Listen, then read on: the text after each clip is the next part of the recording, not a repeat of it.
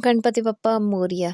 सकट चौथ व तिलकुट चौथ व्रत की कथा आइए जानते हैं। तिलकुट चौथ यानी सकट चौथ का व्रत 17 जनवरी शुक्रवार को रखा जाएगा। इस दिन माताएं अपनी संतान के सुखी जीवन के लिए निर्जला व्रत रखती हैं और गणेश जी की पूजा करती हैं। विघ्नहर्ता श्री गणेश जी के आशीर्वाद से मनोकामनाएं भी पूरी होती हैं।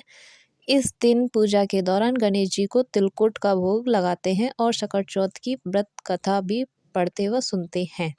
व्रत कथा पढ़ने से आपको व्रत का पूर्ण फल प्राप्त होता है और इसकी महत्वता का भी पता चलता है। सकट चौथ की कथा। एक समय की बात है कि एक नगर में एक नेत्रहीन बुढ़िया थी जो गणेश जी की भक्त थी। वह हर माह में चतुर्थी का व्रत रखकर गणेश जी की पूजा करती थी। एक दिन गणेश जी उनकी भक्ति से प्रसन्न होकर प्रकट हो गए। उन्होंने उस बुढ़िया से कहा कि आज जो चाहो मांग लो, तुम्हारी मनोकामना पूर्ण होगी।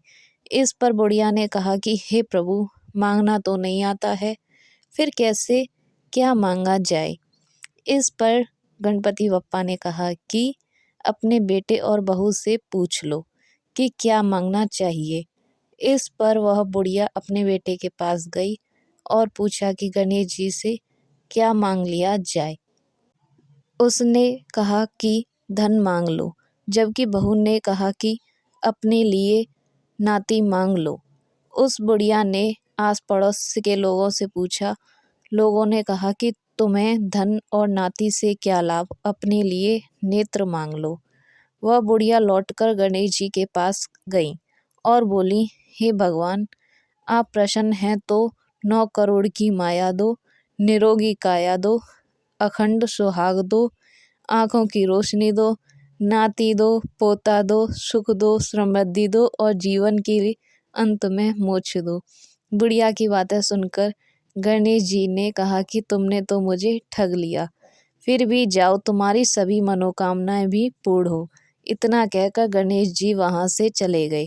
गणेश जी के आशीर्वाद से बुढ़िया अपनी आंखों से देखने लगी। घर धन और धान्य से भर गया।